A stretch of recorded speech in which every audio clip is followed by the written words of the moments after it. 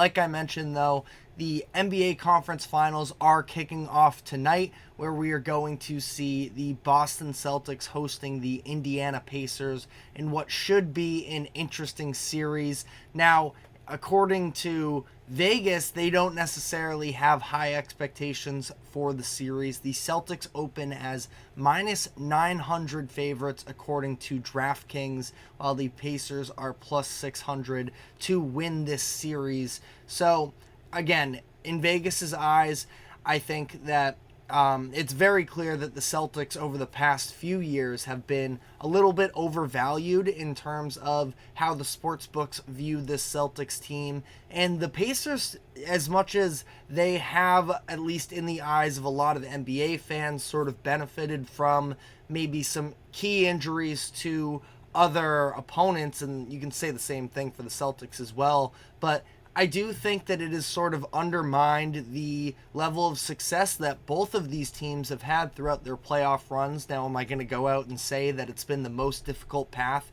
for either of these teams? Absolutely not. As we see, the Western Conference has been much more difficult, but I think that the injuries are almost a little bit of an excuse to sort of take away from specifically looking at the Pacers side of this, how this is a very good team, and we have seen it for a lot of the year on the biggest stages that they have shown up, and that is dating back to the in-season tournament during the regular season earlier in the fall when they sort of put the league on notice. And I do think that noting of that in-season tournament, we saw the Indiana Pacers sort of come out and on a big stage complete an upset win over the Boston Celtics, and that's where, you know, a lot of it was made of the Celtics not being able to step up in these big moments and all of the sort of cliches that we've heard for a while now.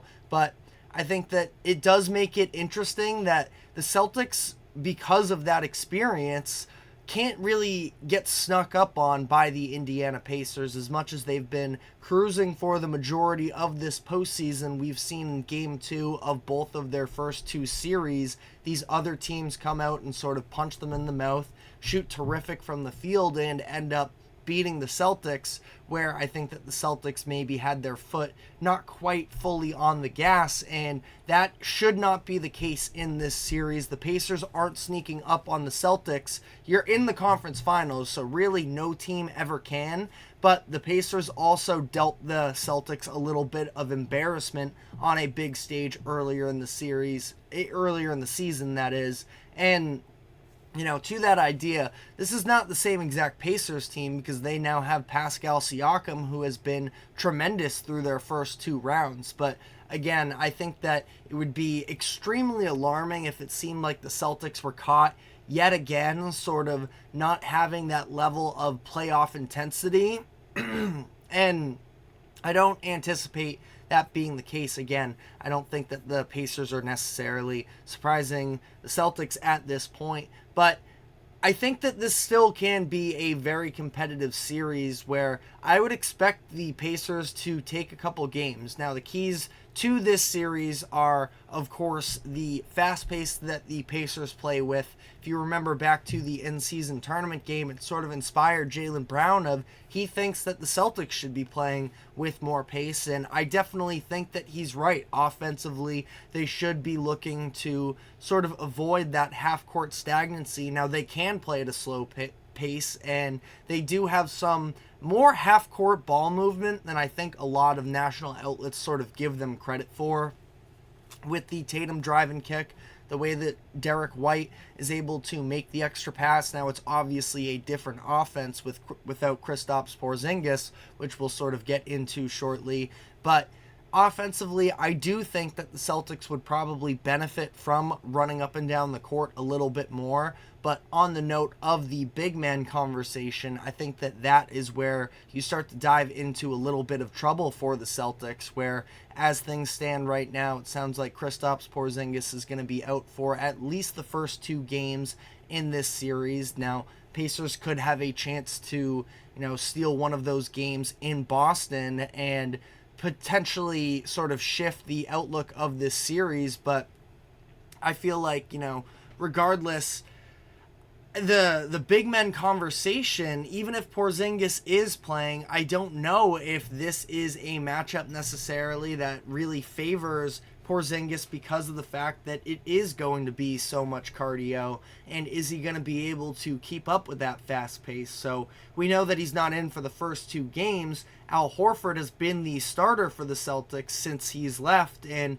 Al Horford, we saw, has definitely been sort of put through. I mean, you look back at their past couple postseason runs, and he has been very much, sort of overutilized considering his age, where now he is 37 years old. He is likely going to turn 38 throughout the course of this series, so in early June. But I think that, that is also an area where Indiana could look to exploit. So what are the Celtics going to do to prevent that? Something that I think that myself and a lot of Celtics fans have sort of wanted the Celtics to try out was maybe playing a little bit more small ball. Now, that was difficult against the Cavaliers, where they did have a little bit of extra size with Evan Mobley, who was playing tremendous down the stretch of that series. Tristan Thompson was actually sneakily giving them some good minutes in terms of rebounding. But I think that this would be sort of a key opportunity to lean into the small ball idea, because Tatum still has size. I know that, at times people can sort of overlook the height level of the Celtics, especially because when Al Horford is on the court, they don't have a 7-footer. But I think that Tatum can do a perfectly fine job of matching up against Miles Turner, who is not an ultra efficient post scorer, and I think that Tatum can definitely hold up on his own in those types of matchups. We saw in the first round when the Pacers played against the Milwaukee Bucks the way that they had some real mismatches in terms of the Bucks not really knowing what to do in terms of guarding both Pascal Siakam and Miles Turner, who to put Brook Lopez on. Ultimately, they decided to bring in Bobby Portis and have him be a bigger piece of the defensive assignment on Pascal Siakam. But I think that ultimately for the Celtics here, it is probably in their best interest to lean into the small ball. Now, I love Al Horford as a Celtics fan, but we saw him really struggling as well from the three-point line in their series against the Cleveland Cavaliers. Now, he had a big Game 5 from beyond the three-point arc, which sort of helped him to, at least maybe build up some confidence headed into this next round. He was 6 of 13 from 3, but he was 0 for 10 in the previous 2 games combined, and through the entirety of the postseason so far, he hasn't been super effective from the line, 32% from 3. Now, last round we saw Evan Mobley willing to sacrifice giving up some open looks to Al Horford and sort of camp out in the paint, and that did disrupt the Celtics offense in terms of the drive and kick style that they often like to play and get defenses around them rotating and beating the defenses with ball movement. But I don't know how much of a possibility that really is with Al Horford if opposing defenses aren't going to respect that. We also have word that Xavier Tillman, another player, another big man for the Celtics that they went out and they acquired at the trade deadline, he is going to be missing Game 1 tonight because of the tragic loss of his dad. So, of course, our thoughts and condolences are there, but that is just another bench big option that is no longer available for the Celtics. I don't think that Luke Cornett is going to be able to hang in there defensively, because anytime that Tyrese Halliburton is going to have a chance to sort of get him switched onto him, he's going to do so, and he's likely going to make Cornett pay. Where Cornett, he provided some fine minutes, but I also thought at times too, from a even post-up perspective, he sort of got his business handed to a little bit by Evan Mobley during the latter half of that Cleveland series. So he's not necessarily somebody that I would trust to roll out there for heavy minutes. And we saw Al Horford having to play heavy minutes, where it was 38 minutes in their game 3 matchup.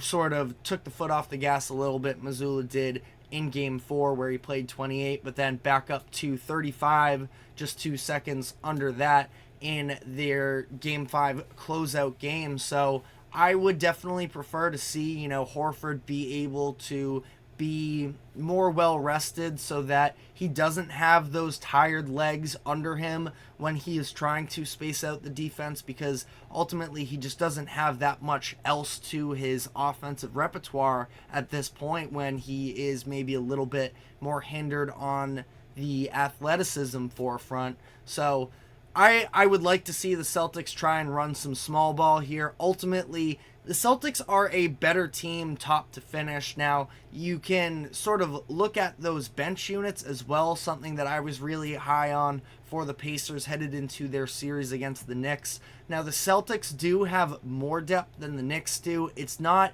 necessarily, elite to the same level of the Pacers, where they have Peyton Pritchard and Sam Hauser that they can really rely on coming off the bench. Obviously, Horford is in that group as well when Kristaps Porzingis is actually in the starting lineup. But going to be interested to see how they sort of decide to play this, because again, I think that throwing sort of forwards and longer defenders at Tyrese Halliburton on the defensive end, trying to play with a pace, could be something beneficial to them. Somebody that I'm maybe looking at a sneaky option for them off the bench could be O'Shea Brissett, former Indiana Pacer last year, and he's somebody who I do think can benefit a little bit more from playing a high-paced offense, and that's what I'm hoping that the Celtics can sort of go out and show. We know that they have all the talent to be malleable on that offensive end, but it's a little bit of a question mark of, are they going to break out of their habits where at times they can be a little bit stubborn. But ultimately, I don't think the Pacers are going to be any form of a rollover. Now, it would be incredibly disappointing if the Celtics were not to win this series. I have them winning in 6. I think the Pacers can steal a couple. They are the last remaining undefeated home team